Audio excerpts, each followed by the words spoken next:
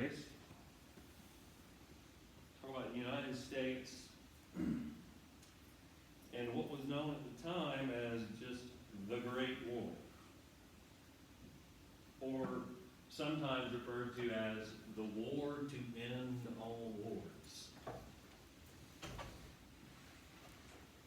The thinking, naive though it seems now, but perhaps understandably so at the time, that these industrialized nations of the world have had these many conflicts going back to the mercantilist period, even the 7 Years' War, and so many in between, that there would be just one last major war to sort of settle who's the dominant nation or nation once and for all, and settle all of our many problems and differences. And of course it was not to be. We know that there was another war that somehow, it would have been unthinkable in 1919, I think, that there would be a conflict that would be somehow more terrible than this one. This is the deadliest conflict in human history up to that point, and only was surpassed by what we now call World War II, and we now call this World War I, which I found students, and adults for that matter, know considerably less about World War I than they do World War II, and I think there's probably a variety of reasons for that. But in any case, all of that to say, I want to take a little bit of time explaining sort of the nature of this war and how it comes to be in general, almost like I would in a world history class. And then we'll pivot to America's involvement. And that's appropriate for a couple of reasons. One, which I just emphasized, people tend to know almost nothing about this conflict. And two, because America doesn't get involved until late in the war. Although it is involved in certain important ways, the U.S. is not actually a combatant in this war until the war has already been going on for 3 years and would be over within 2 years. So we'll need to understand why America stays out of it to begin with, and how it eventually does get involved. But first,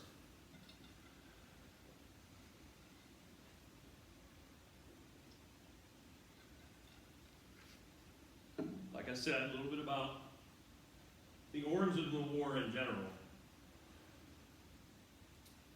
And oftentimes you will see this explained with a metaphor of a powder keg, like a large wooden barrel of gunpowder, with the underlying causes, the fundamental causes that develop over time being the gunpowder in the barrel, and then this one sort of singular incident that sets in motion events that will lead to the actual outbreak of hostilities, that being the spark that ignites the powder keg in this metaphorical gigantic explosion.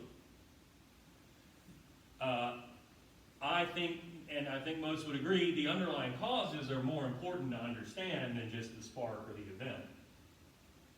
So what are they?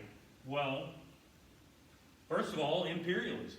Imperialism is a great competition, as mercantilism had been. Competition for resources, competition for territory and colonies, competition for profit, perhaps most of all, but imperialism is a main cause here because, as you know, one of the truisms we stress in here is that great competitions among nations lead to great conflicts and great wars.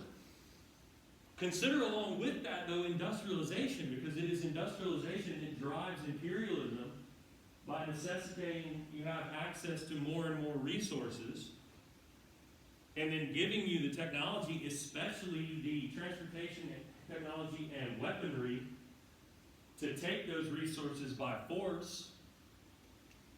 So those two go hand in hand. Consider too, though, nationalism. The fervent belief that your nation, and therefore your people, are the greatest in the world. Literally better than all other people. And that the way you show that is by projecting the greatness of your nation, which, by the way, dovetails back into imperialism. Because what better way to prove that your people and your nation are the best in the world than by building the greatest empire in the world with access to the most resources and so on, the most colonies. So nationalism goes hand in hand with imperialism and industrialization.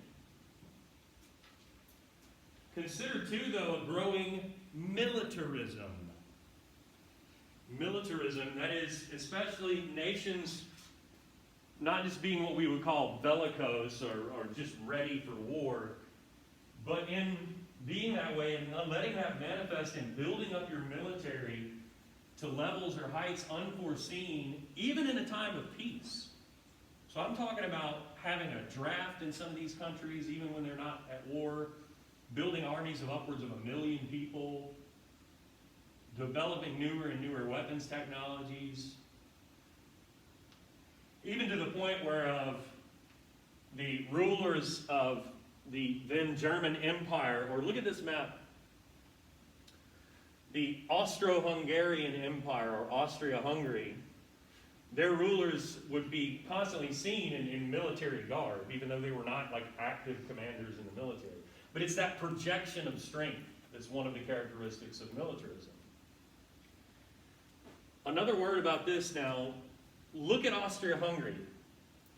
Today, the nation-states of Austria and Hungary are right here, and very small compared to what you see there. That's the entirety of Central Europe under the rule of one emperor at that time, a multi-ethnic empire that we're going to see will find itself aligned with Germany. But a few more words on underlying causes and then this part. Because these nations and the rulers of these nations could foresee that some great conflict was coming, which plays into militarism and building up your military so that you're best ready when it does happen. Which also, of course, means that when war does break out, you immediately have a massive conflict on your hands, as opposed to it taking time to mobilize and train soldiers and such. But because everyone could foresee that some such conflict was coming, everyone has been making secret deals with other countries as a way of saying, hey, you know, there's a conflict looming. If I'm attacked, let's have an agreement where you'll help me, and if you're attacked, I'll help you. So there's a series of secret treaties that are negotiated, leading to a complex web of alliances, such that all it's going to take is one country declaring war upon one other country for those agreements to be initiated. And all of a sudden, what was just one conflict between two nations has engulfed an entire continent, because everybody has some obligation to some other country.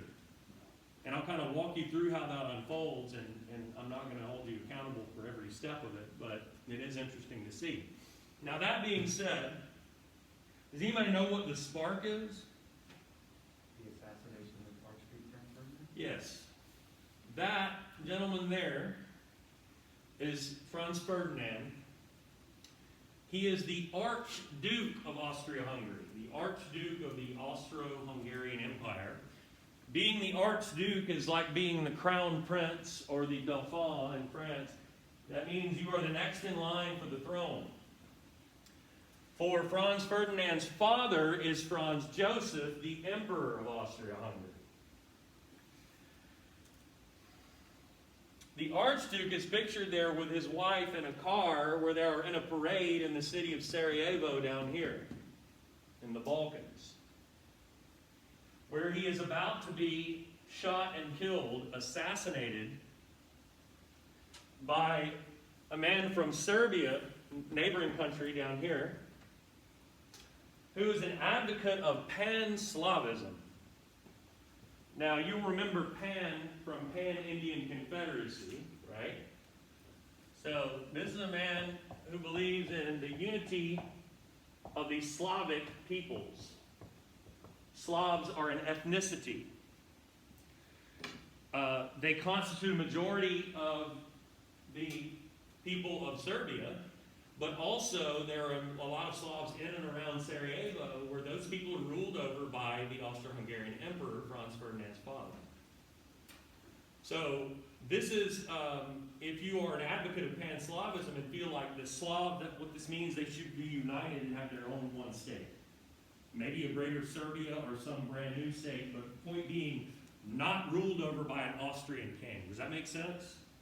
So you're seeking freedom for the Slavic peoples of Austria-Hungary. And so this is an act in furtherance of that goal. Of course, if you are Franz Joseph or anyone in the Austro-Hungarian imperial government, it is an act of terrorism. And it is heinous and unwarranted. The problem here is that they hold not just the individual responsible, but they hold Serbia as a nation state responsible for this.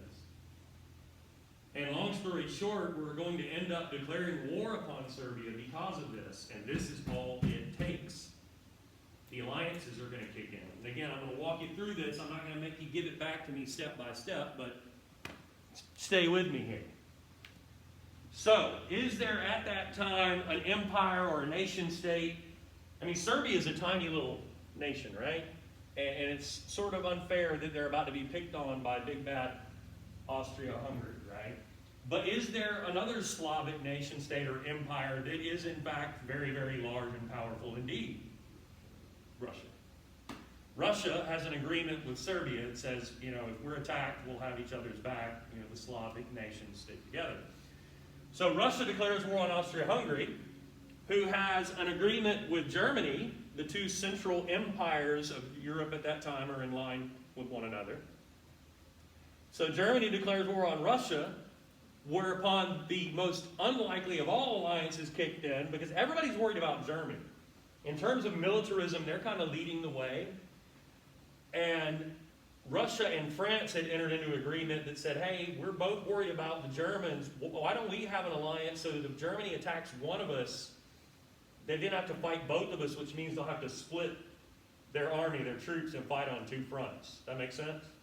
So when Germany attacks Russia, France attacks Germany, who then turns to attack France and goes through neutral Belgium, triggering the British declaring war upon Germany. And at one point, the Italians switching their allegiance from Germany and Austria-Hungary, reneging on their agreement with those nations to join Britain and France, and thereby Russia, Serbia, and a few other countries, as you can see. Germany and Austria-Hungary will become known as the Central Powers. The two big empires in the center of Europe is the way you remember that. Both autocratic governments still had, Germany at the time had an emperor, a Kaiser, same as Austria-Hungary did. So they're kind of natural enemies to Britain and France, which are liberal democratic republics. Even though Britain's still had a monarchy, it was pretty much symbolic, ceremonial at that time. The wrench in that is that Russia is also still an empire with a czar or emperor. But as we see, when you have a common enemy, sometimes you can set your differences aside. And so you have those are the allies, the main allies. Great Britain, France, Russia. I mentioned Italy switches sides essentially because the allies promised them colonies. And they were a little behind in the colonial game. The Central Powers will be joined by the dying but not yet dead Arab Muslim Empire in Turkey and the Middle East, the Ottoman Empire. You see that? O-T-T-O-M-A-N, Ottoman Empire. So what I would ask you in the exam is who are the major players? So Central Powers would be German Empire, Austria-Hungary Empire, and Ottoman Empire. And the major allies would be Britain, France, Russia, Italy. I know Serbia was the original one, but they get kind of knocked out pretty early. And then eventually, of course, who else? United States, right. U.S. will eventually get involved on the Allied side. All that makes sense? Questions about any of that? Okay. I want to talk a little bit about the fighting before we pivot to American involvement.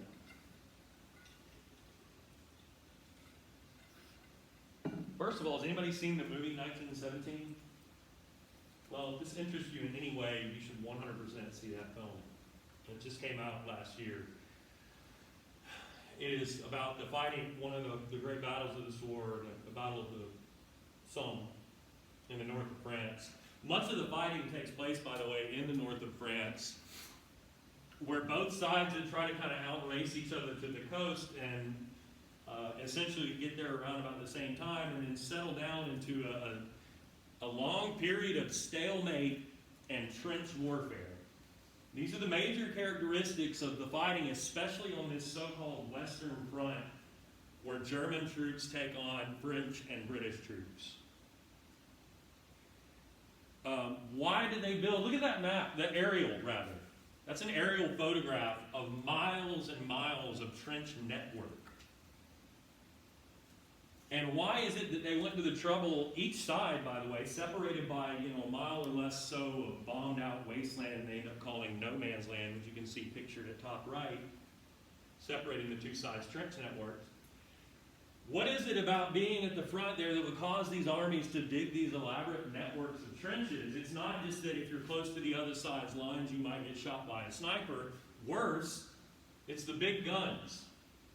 Fighting in this war in terms of weapons is characterized more than anything by the big guns. Artillery, the likes of which the world had never seen. Look at the size of that. And imagine the shells that these artillery fire. Exploding shells. It's been 100 years since the War of 1812. That's a long time to perfect the deadliness and precision of exploding shell artillery. And these guns are so massive and can fire from so far away that behind your trench line networks, both sides have thousands of these massive guns. And the reality is either side could rain down murderous hell on the other side at any given moment. Any moment. So if your ass was anywhere remotely close to the front, you were down in the trench because that gave you a little better chance of not being blown to pieces in an artillery barrage. Because even in the trenches, they had bunkers that you would get in. Because, of course, if you take a direct hit in the trench, you're a goner, too. You're not even really all that safe in the bunker. It's just a matter of degrees. And I should stress that the reality here is they're fighting the wars in terms of operations and tactics the same way you had, more or less, in the Napoleonic era. They have not yet developed new strategies to avoid the catastrophic deadliness of what are simply mass frontal assaults. And so at any given time, if you're plotting an offensive, it would unfold as such. So these are troops, these are screenshots from 1917. Troops would descend into the trenches, perhaps. I mean, obviously, some of them have been living there for weeks and months at a time. But you might have some reinforcements show up. And you would assemble in a forward, sorry to be bouncing around, in a forward trench like those troops are there at bottom left. While, by the way, the very first thing you're going to do if you're going to engage in offensive, your big guns are going to open up on the other side, sometimes for like 2 or 3 days at a time, to just destroy everything you possibly could. Of course, the other side, in this case the Germans, if we're British and French soldiers in this little role play, the Germans know when the shelling stops, the attack is coming. There's no guessing at that point, right?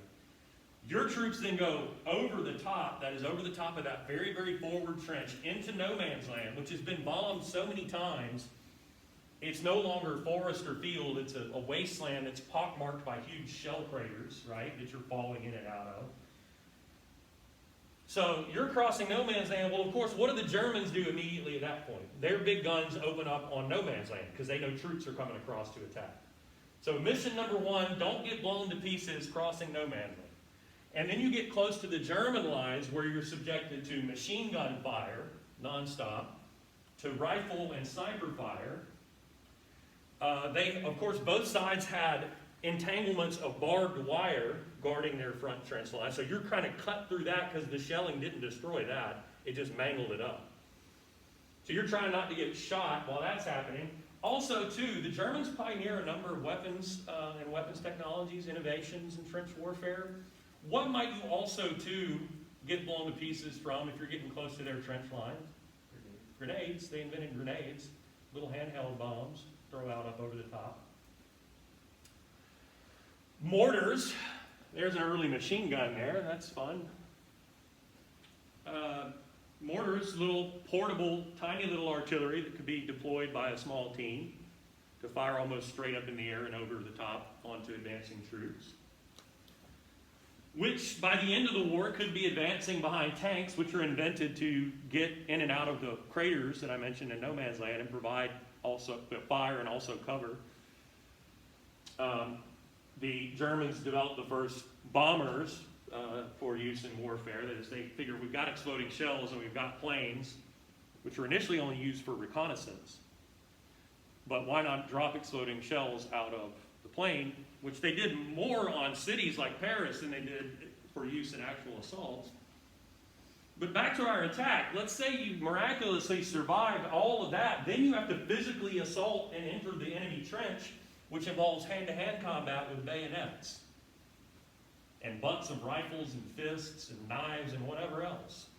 Then, what probably happened, though, in fact, is the Germans retreated back to a different trench line and back to another and another. So you've got to cut around corners and fight through the trenches at that point. And by the end of the day, maybe you advanced, a quarter of a mile or took 2 or 3 trench lines. But the German high command sends reinforcements to attack where you've made gains. They push you back, and at the end of the day, you're right back where you started. The only difference is out of, your 10 buddies that you went over the top with, there's 6 of them are dead, right? Or one of them's laying out in no man's land dying, and you can't go out there and do anything about it. And they do this over and over and over again on both sides. I'll throw some numbers at you that you don't need to know, but just to give you a sense, I mentioned the Battle of the Somme in the north of France. 4 months of fighting, 1.5 million casualties, 300,000 dead. What was the result? The front moved 7 miles for that many lives lost and that much fighting. And it happens over and over and over again, so that by the end of the war, 16 million people are dead, and you have 37 million casualties. Far and away the deadliest conflict in human history.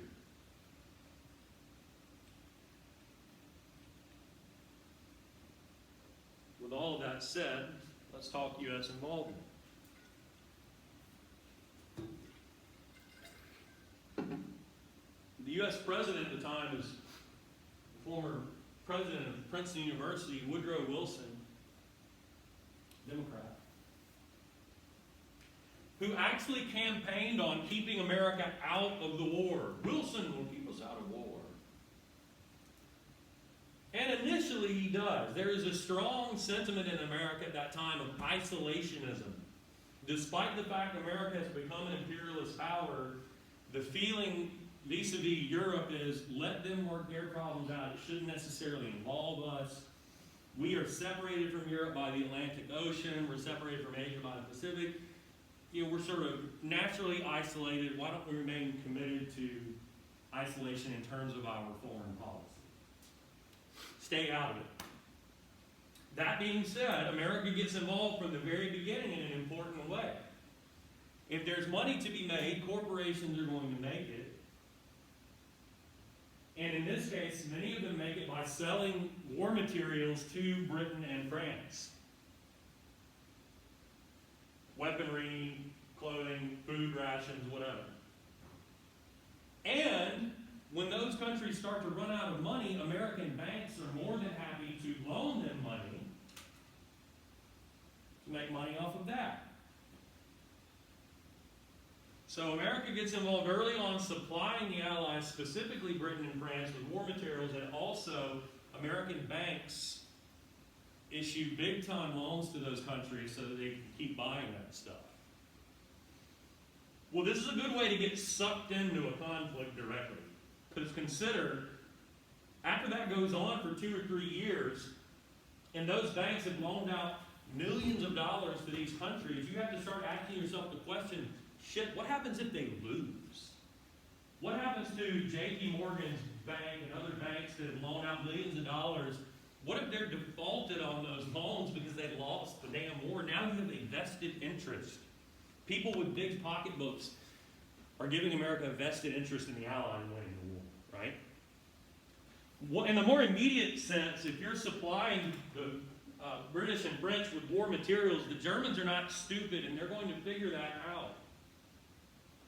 And they're at the moment trying to blockade Britain to keep anything from getting in or out, any ships getting in or out. The thinking being you could, this is like with the Union and the Confederacy in the Civil War, you could harm Britain economically if she couldn't import or export anything.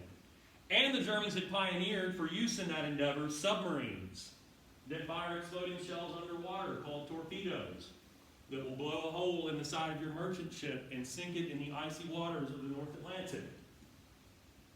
Because they know that there's more materials on those merchant ships. And they also know when the British and the Americans try to get cute and start hiding the stuff in cruise liners. Assuming the Germans would not go so far as to torpedo a cruise liner with civilians on it, who would all then freeze to death and drown in the North Atlantic waters, which indeed the Germans did, resulting in the deaths of some American citizens. This kind of thing happens more than once. The Germans are engaging in what was called unrestricted U-boat warfare, or submarine warfare, meaning they'll shoot down anything because they know the U.S. and Britain are conspiring to smuggle in war materials and things like cruise ships. This begins to turn American public sentiment away from isolationism and towards some kind of retribution against Germany. At the same time, you're getting sucked in through these loans. At one point, through diplomatic negotiations, the Germans kind of agree to back off of this if the U.S. will give some kind of agreement that it will stop doing the cute hiding stuff.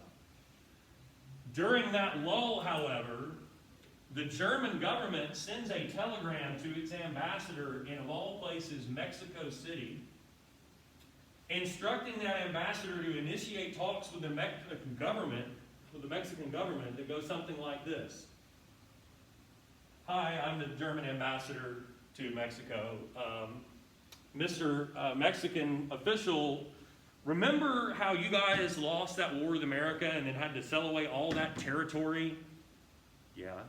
Do you remember how they then found gold and silver and got like mega rich off of that and exploited your former citizens in California and whatnot? Yeah. Wouldn't you like to get that back and pay them back for that? Well, sure, maybe. Well, if you ever did, invade America and attempt to do that, Germany would be a great friend to you and an ally in that effort. And the British government intercepts the telegram.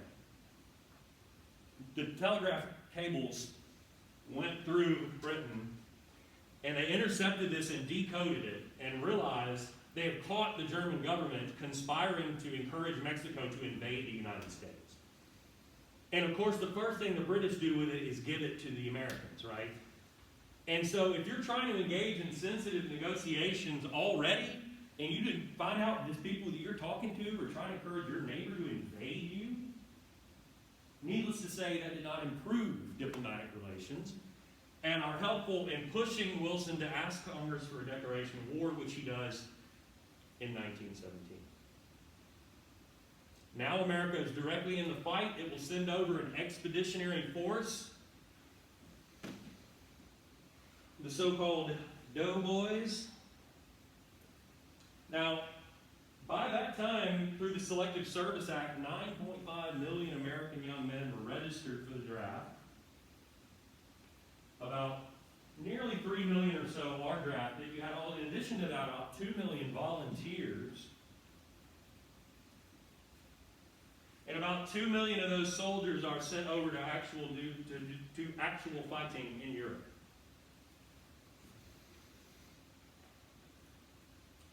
While at the same time, sort of anybody that was not drafted or volunteered had some kind of role to play in the war effort. This is, as we'll see, a total war. It requires a complete mobilization of your society. So anybody who was either not in uniform or didn't have some kind of role in which they were aiding in the war effort would be viewed with great suspicion. in terms of losses, and in terms of fighting in these major battles, America's late to the game. And if you were to look at, say, let's see, total casualties for the Germans, and this, I think it's not casualties, it would be deaths, 2.2 million. Russians, 1.9 million. French, 1.4 million. Britain, nearly 1 million. For the United States, and I use this word advisedly, knowing we're talking about human beings, it's only 112,000 American dead soldiers. Obviously, that's a significant number, but it's also, it pales in comparison to the nations that have been fighting from the beginning. That being said, the American arrival is very, very timely for two reasons. One, morale was shit on all sides, which you can understand after 3 years of the kind of fighting that I described. Morale was terrible. And American troops, when they arrive, they're green, meaning they don't have experience in combat, but they're also not totally demoralized. They provide a boost in morale on the Allied side that you did not see on the Western Front on the German side. Also, in the bigger picture, considering the entire war, it's huge because Russia just quit the war. And the Allies lose a major player on their side of the game. So Germany's going to be able to take millions of troops away from the fight against the Russians and throw them to the Western Front. If you did not have this infusion of 2 million American troops, you might not have been able to sustain that. And when Germany launches a major offensive in 1918 in the spring, you probably wouldn't have been able to, if you're the French and the British, hold up under the threat of that, under the strain of that. So America is critical in the battles, sort of playing defense against that spring offensive, and then in launching the counteroffensive in 1918, 1919 that end the war. And the Allies are victorious. Questions about any of that? Let's talk about the home front then.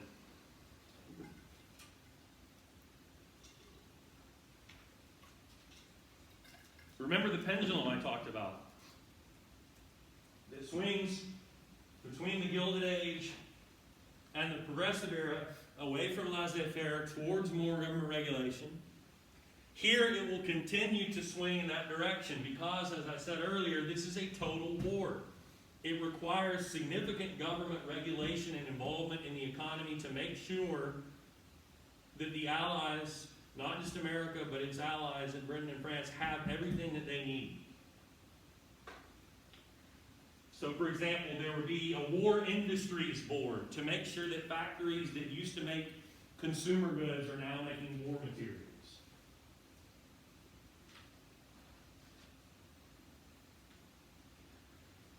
And there would be a transportation board to make sure all of that stuff could get where it needed to be. That really regulated the railroad industry and other systems of logistics. Shipping, for example. Got to make sure all that stuff gets over there. There would be a food administration to encourage Americans to ration their food. That is to use less of essential stuff so that you could have enough for the troops. There was some propaganda that went on along with this. In fact, there is, to overlap here, there's an entire committee, a Committee on Public Information, the so-called Creel Committee, that was charged with creating propaganda, government info to put out there to get people to get behind the war effort, to support the war effort, to convince people that this was a right and necessary war. And part of that propaganda was used by the Food Administration. Look at this. Save wheat, use more corn. Save meat, use more fish and beans to get your protein. Save fats by using just enough, and save sugar by using syrup. And serve the cause of freedom. So what the Creel Committee has to do is to convince people this is not a war that's about, big loans from banks and imperialism and that. It's about freedom and democracy, because Germany and Austria-Hungary are these autocratic empires, and Britain and France are your liberal democratic republic. So if you ignore the fact that Russia is also an autocratic empire, and arguably is bad or worse so than Germany or Austria-Hungary. If you ignore that, focus on Britain and France, you could characterize this as a war for freedom and democracy. In fact, you'll see in your reading for the next quiz, some people try to take that a step further and say this is really about the progressive cause writ large. This is progressivism on the global stage. Part of what the Krill Committee did too is try to demonize the Germans specifically. Characterize it as a fight for freedom and democracy, demonize the enemy, specifically the Germans, who were held as more responsible than any of the others. This, halt the Hun. And in this particular iteration, if you don't know who the Huns were, historically speaking, there's a helpful annotation here. Germans are barbarians. Stop them from, raping this woman, which, by the way, there were all kinds of rumors swirling in America at the time. Have you heard what the Germans did in Belgium? They raped all the women in Belgium systematically. Have you heard what the Germans are doing in the occupied parts of northern France? They take little babies and throw them in the air and catch them on their bayonets. It's not true. These are the kind of stories people would tell, and if you have the government putting out propaganda that says, halt the Hun and destroy this mad brute with images of defenseless, half-naked women representing liberty being raped, you would tend to reinforce the validity of these rumors, right? What are, and for the most part, lies. I'll tell you what, it was a hell of a time to be a German American. You had to register with the government, keep tabs on your movement, make sure you're not a spy. People viewed you with great suspicion. Imagine if you're one of them old Pennsylvania Dutch, and you got like a beer business or a pretzel company, and people stop buying your shit because you're German American. But you are an American, nonetheless. This reaches the point of absurdity, by the way, and every time I teach this class, I'm reminded of back when you guys were really young and America was trying to put together a coalition of nations to support an invasion of Iraq in 2003. The French refused to go along, and so people got all pissed at the French, and all jingoistic. And in the cafeteria in Congress, they stopped serving French fries and started serving freedom fries. And food companies all over the country started lashing onto this, and nobody would put French fries on the menus, freedom fries. What does that have to do with this? Sauerkraut became freedom cabbage, and German toast became French toast, which we still call it to this day. So, just absurd things like that to lash out at Germans in America, or at Germany in general. Which is, again, encouraged and reinforced by this propaganda campaign. And by the way, the Krill Committee also puts out short films. They send out little speakers to give little speeches in support of the war. They encourage people to buy war bonds. This is selling bonds as a way for the government to get a quick infusion of cash and for you to make a small investment that you would make a tiny little profit on years later when the government pays it back with interest. And there was pressure too, like the local draft boards and local people knew who had bought war bonds and who hadn't. And so there was kind of this pressure to do your patriotic duty in buying war bonds in addition to the rationing and all else. Another, it's not quite absurd, but it's close, that I think of in terms of food rationing and the like, is that Wilson grazed sheep on the lawn of the White House as sort of, this is my, we're going to have our own sheep here, and the White House is like our family farm or whatever. And we got our little victory garden going on out there and whatnot. Meanwhile, Congress passes an espionage act to protect against the possibility of German or whoever spies in America. That's what espionage is, spying. The significance of this is that it is enlarged to become the Sedition Act. And sedition is not spying. Sedition or seditious speech would be any kind of speech that's anti-government, or in this case, anti-war effort. And when I say speech, that's a legal term that means anything that you would write or publish too. anything you put out in the public realms is susceptible to this Sedition Act, and if you're speaking out against the war, that's now a crime. And there are people out there speaking out against the war. A guy named Charles Schenck puts out pamphlets saying, don't buy war bonds. Don't go if you get drafted. Here's why I'm against this war. Eugene Debs, you guys remember Debs I mentioned before? Founding member of the Wobblies, leader of the Pullman strike. Already been to jail for that. He's out there, and you'll recall he's a democratic socialist. He's out there arguing, and you'll get to read this, that this is a capitalist war brought on by greedy people like J.P. Morgan and corporations, the leaders of which are not going to have to go and fight and die in the trenches. You can see Debs in that picture there telling them, it's going to be you people, working people, who are already exploited by capitalism and are now going to be forced to go off and fight this imperialistic, capitalistic war and get your ass shot off. Debs and Schenck are both thrown in prison. They do, of course, get their right to due process in a trial. And what do you think they argue at trial in defense of what they have said and done? Freedom of speech, right? It's in the Constitution. It's in the Bill of Rights. Well, infamously, in Schenck's case, and by proxy Debs too, the Supreme Court says, well, if your speech is a, quote, clear and present danger to America, to what we might today call our national security, then it isn't protected under the First Amendment. And you are subject to the Sedition Act. And you can go to prison, and they did.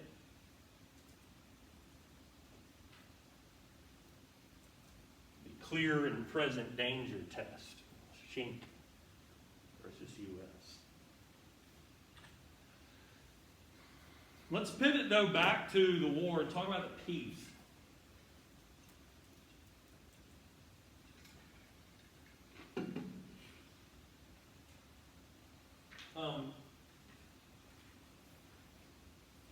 When the war is over, there will be a massive conference in Paris held at the great palace of Louis XIV, just outside of Paris at Versailles. And all the leaders of the victorious Allied nations would be there to hammer out the terms of treaties that you would sign and force upon the defeated Central Powers. In preparation for that conference, Wilson writes a speech and gives an address to Congress outlining sort of his agenda as he goes off to Paris. It becomes known as Wilson's 14 points. And I will not recite all of them. The key characteristic of his plan or his agenda, though, would be a focus on what we call in diplomacy liberal internationalism.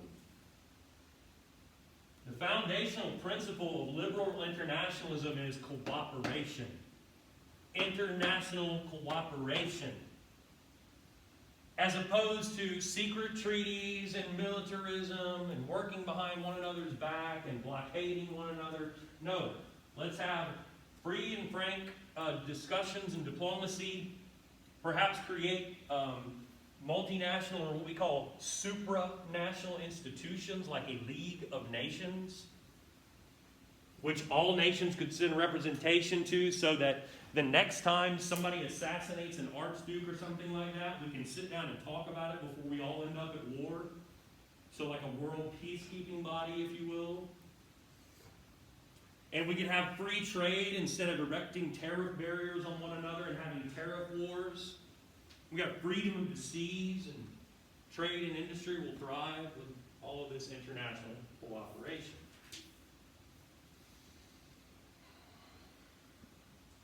He also calls for, does Wilson, the principle of self-determination, which would oddly harken back to the idea of Pan-Slavism. The idea that peoples ought to be able to determine for themselves who their government will be. And shouldn't have to be ruled over by some other people. Principle of self-determination. Which would seem to at least implicitly suggest maybe a backing away from imperialism and colonialism. But now let's walk this back, though, because Woodrow Wilson can't walk into that conference and just say, here's the agenda.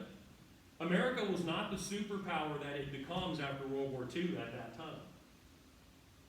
Remember, it's late to the imperialist game, joins the war late. And of course, if you had lost 112,000 soldiers and the guy sitting next to you's country had lost 1 million or 2 million, his word might carry a little bit more weight. You know what I mean? So Britain and France are going to be the major players there. Do you know who any of those individuals there are in that photo?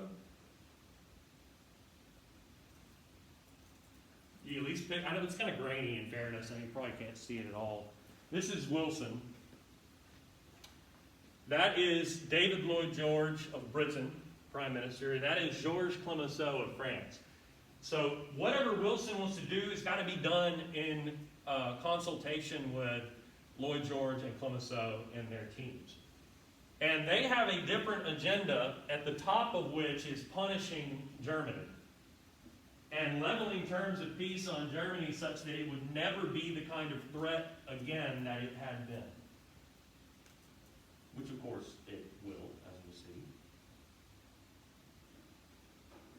So what all of Wilson's ideas comes to be and what does not? League of Nations, yes.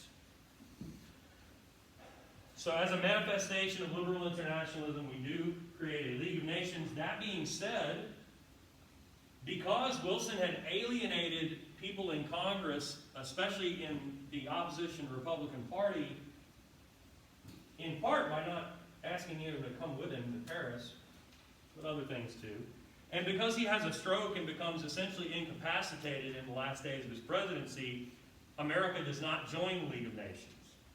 Congress does not authorize American membership in it. So ironically, it is created without American membership. Self-determination, mixed bag. In Europe, yes. Look at the map. A little more complicated now, isn't it? So go ahead and make note. Austria-Hungary has ceased to be. It is no longer in existence as a nation state or as an empire. It's broken up. Let's see what all countries are created out of it. Two of them ought to be obvious. Austria here, just below Germany, and Hungary here. Ethnically speaking, historically speaking, Austrians and Hungarians very different. Makes sense to have two separate nations. But look down here. Serbia has now joined with the Balkan realms of former Austria-Hungary to form Yugoslavia, as in a pan-Slavic state in the Balkans, which itself would later break up in the 1990s into a number of different countries because that region is very complicated. But look up here. Northern realms of the former Austria-Hungary and also parts of the former German Empire are taken away to form Czechoslovakia, another pan-Slavic state that today is two separate nations. Now, one final thing, too. Germany also has territory taken away from the east, and the Russians had actually, when they quit the war, signed away all of this and given it to Germany, but Germany then loses. So there's a question of what to do with it. Most of the people here are Polish, so there's a Polish nation-state created, Poland. Self-determination for the Poles, self-determination for Slavs. In Europe, yes. Now, that being said, the Ottoman Empire also ceases to be and will be no more. In its core, it lives on here as the nation-state of Turkey, or here. Its realms in the Middle East, though, are carved up into what they called mandates.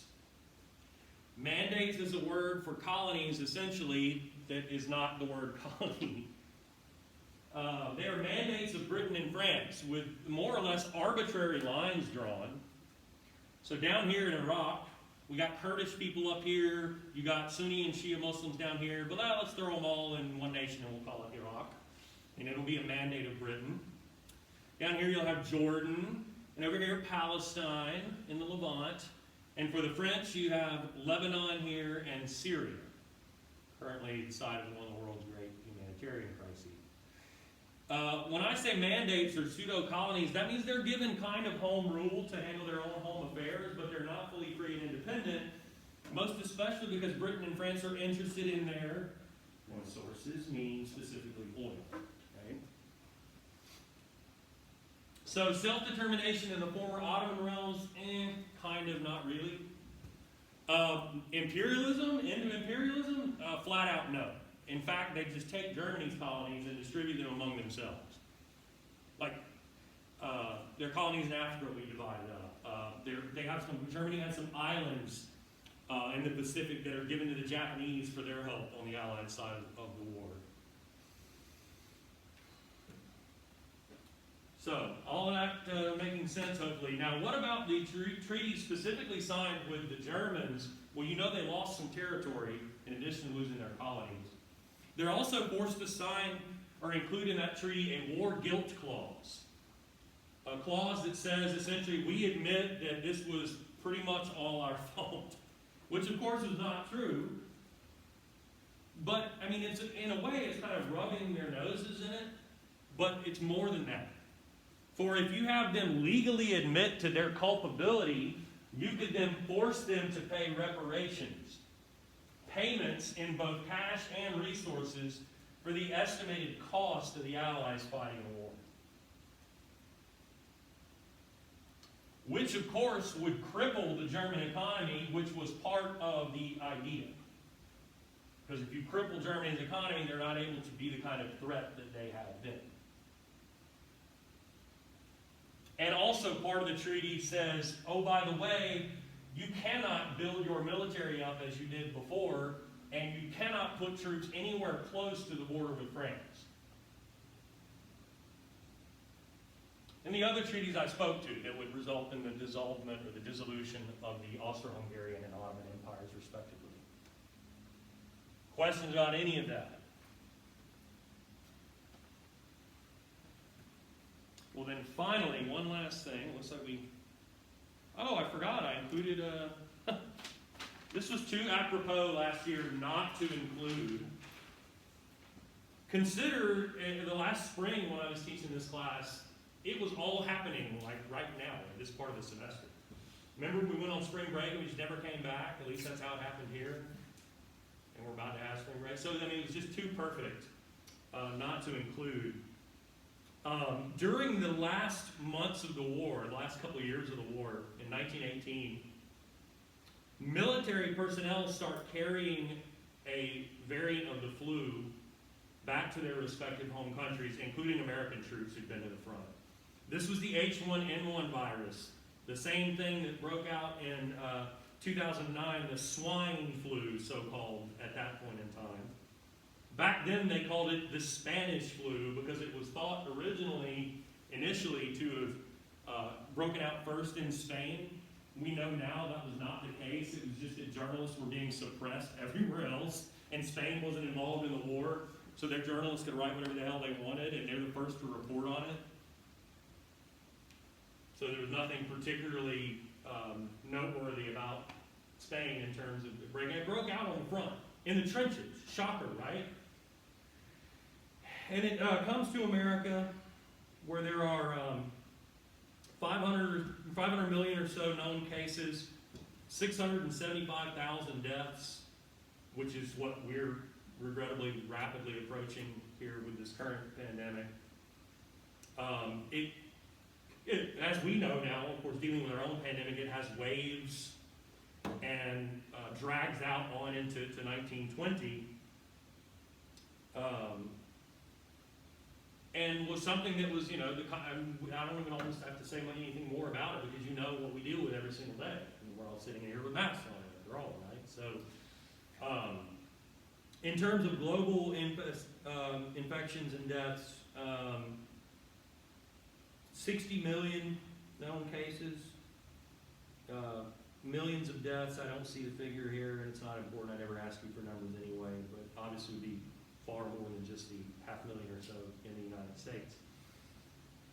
So one of our first truly global pandemics in the industrial age. Meanwhile, the very last thing that we'll discuss, we need to know what happened in Russia. And I know this is an American history class and not my world class, and I don't intend for it to be what it's not, but I'm telling you, we cannot understand 20th century America if we don't understand what happened in Russia that precipitated Russia quitting the war.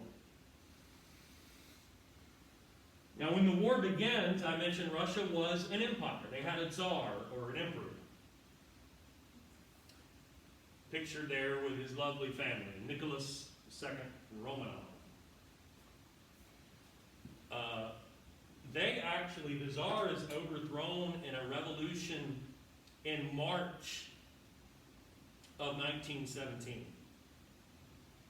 The government that comes to power was essentially a liberal democratic government that was going to reorient Russia towards being the kind of nation state that you would see in Britain, France, or America. The problem is there's also a very active revolutionary socialist movement in Russia that is committed to not just implementing revolutionary socialism, but to getting Russia out of the war. The biggest mistake that March government made was staying in the war, and Russia had suffered more loss of life than any other combatant, and they were starving at home. There was food rationing to the max. Women whose husbands and sons and fathers were all fighting and dying in the war against Austria-Hungary and Germany would have to work all day long and then stand in line for hours in a bread line just to get enough food to feed their kids or elderly parents or whatever. And a lot of those working class people are receptive when a man named V.I. Lenin comes along, a revolutionary socialist, and says, hey, let me tell you about us, the Bolsheviks. We stand for peace, land, and bread, meaning a redistribution of land from wealthy landowners to poor landless peasants, to important changes for workers too, as I'll explain in just a moment. But as to specifically the slogan, peace and bread, meaning we will quit this war, we'll sign some kind of conciliatory treaty with the Germans, get out, and focus on the fact that our people are all starving to death. And so the fatal mistake of the March government, the so-called provisional government, was to keep Russia in the war. That allows Lenin to grow his revolutionary socialist movement, who then overthrow that government in October, the October Revolution. Sees the revolutionary socialists come to power as the Communist Party. Now, this will eventually tie back in, I promise you. What do revolutionary socialists believe? What, to begin with, we would ask ourselves, is socialism after all? That word gets thrown about quite a bit. So, in an economic sort of style definition, especially if you are a revolutionary socialist, you believe that there should be no private ownership of what we call in economics the means of production. No private ownership of the means of production. What are the means of production? Hey, what do you produce in an industrial economy? Obviously, you still produce, produce, agricultural products. What's the means of production there? Farms, or land, the land itself. So, concept of no private individual ownership of land would be a revolutionary socialist idea, which is appealing if you're an oppressed, poor, landless peasant, who, by the way, the peasants in Russia, within only a generation or two before, would have been what we call serfs, which were quasi-slaves held to the land on which they lived. And so when I say oppressed, I do mean historically oppressed. What would be the other means of production too? Because you also produce, in an industrial economy, manufactured goods. Factories would be the means of production, and the businesses that own and run those factories. If you're a revolutionary socialist, you believe there should be no private ownership of the factories. You believe that those factories would go from being owned by these exploitive companies, these capitalist companies, and be owned collectively by the workers themselves. Worker ownership of the factories, peasant collective ownership of the land. No private ownership. Perhaps even translating in the short term to a government-run economy, what we call state socialism. Now, the idea here, the fundamental idea of this ethos is to eliminate classes. You believe, if you're a revolutionary socialist like Lenin, you believe in the teachings of the German philosopher Karl Marx, who talks about the stages where you could get to a classless society where you didn't have upper class, middle class, oppressed working class. And you would need to implement step-by-step revolutionary socialism for that to happen. A couple of other points here. Now, you do have people who are democratic socialists. Eugene Debs would be an example. He does not believe in the complete abolition of private ownership of anything, of factories, businesses, farmland, etc. He also does not believe the way to achieve his goals is through a violent revolution. He and others would believe in a democratic political process. Lenin does not believe in that. He breaks with other socialists who do believe in that and says, no, the only way you get to do this is, or the only way it is effective when you're talking about abolishing private ownership, is through violent revolution. That's why we call them revolutionary socialists. And again, to get back to Marx and sort of stages here, the goal was true communism, where people would work together and farms, collective farms, would be run like communes, not like single-family farms. And workers would run their own factories and elect the managers from among their ranks and so on. In the short term, though, you can't just snap your fingers and move from what you had to that. So what you would have in the short term is what Lenin called the dictatorship of the proletariat. Proletariat's working class people. Lenin will become that dictator. And Russia will function, when it becomes the Soviet Union under the communists, as a state socialist that is government-run economy. Now, I want to make something clear. Revolutionary socialism does not mean you go from private ownership to government ownership. The people own the factories, the people own the farms, right? But in practical terms, what ends up happening is those things are administered by the government, by the communist government. Does that make sense? Technically on behalf of the people. This was supposed to be short term, and it ends up being permanent. They never do reach that communist utopia. They end up with a state-run economy for the entire existence of the Soviet Union. The USSR, by the way, the Union of Soviet Socialist Republics, is what Russia becomes under the communists, who, by the way, will become, under Lenin and especially his successor, Joseph Stalin, a totalitarian dictatorship. Meaning, economically, you have state socialism, which is way different from capitalism, but politically, no freedom of speech, no freedom of religion, no freedom of the press, no right to due process. It becomes an effective police state in which it is against the law to oppose the Communist Party. Does that make sense? So they instill this supposedly utopian system of equality with a sort of iron fist, right? Now, the final thing on Marx here before I'll let you go, and this will help us tie it back into American history. Karl Marx, as he lays out the fundamental works of communism or revolutionary socialism, like Capital or Das Kapital or the Communist Manifesto, he presents a sort of twofold analysis. Fold number one is an analysis of history up to that point, and he's writing in late 1800s Germany.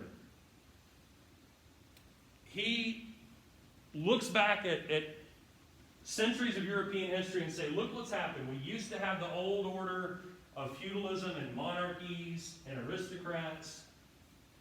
And that order in places like Britain and France and America was overthrown in favor of a bourgeois, from where we get bougie, a governments and political ideologies of the middle class. That's where capitalism comes in. But, he says, capitalism, as we know, exploits the working class of the proletariat. This is where he shifts from analysis of history to prediction of the future. He says, what you're going to see in these capitalist industrial countries where workers are oppressed, look at that. Workers of the world, unite. Throw off the chains of your oppressors. Lenin sees himself putting that into action and into reality. But look at the language. It doesn't say workers of Germany. It doesn't say workers of Russia. Workers of the world. Unite, engage in revolution, overthrow bourgeois governments, middle-class governments, and work towards a revolutionary socialism and communism. Is that all making sense? Now, do you see how this ties back into American history, or for that matter, British or French or Italian or anyone else? Because the thinking is, if it happened in Russia, it could happen here too. There is a terrifying outbreak of hysteria, a terrified, I should say, outbreak of hysteria, although it's also kind of terrifying too in its own right, surrounding the possibility of communist revolutions in America, or in Britain or France or anywhere else, like I mentioned. It happened in Russia, it could happen here, and so there is a red scare. Red is the color that had been associated with the Bolsheviks in Russia during the Civil War they had to fight. It becomes associated with communism. There's a fear of communists in America engaging in revolution, and of course, who's associated with radical left political ideologies like revolutionary socialism or communism? Labor. So it's a bad time for the American labor movement. It's a bad time for people like Debs, even though he's avowedly a democratic socialist and not a revolutionary. And there's a lashing out at anyone who's associated with left political leaning organizations of any kind. It's also a very bad time for immigrants because the American government and American people become convinced that it's poor immigrants, not just from Russia, but from Italy or anywhere else that was deemed undesirable. They're the ones bringing in these terrible revolutionary ideas. And this is a theme of American history, lashing out at immigrants, blaming immigrants, projecting your fear on immigrants, despite our being a nation of immigrants. And during this Red Scare, certainly that's how this manifested. Does that all make sense? Okay, well, this is going to come up again because when we talk about World War II, ironically, America is going to be allies with the Soviet Union because they're both enemies of Nazi Germany. But when World War II is over, all you're left with is your many differences. And so we'll have to talk about the Cold War between the Soviet Union and the United States and a second Red Scare in America. All right, well, we managed to get it in time. Thank you for your patience and attention. See you on Thursday.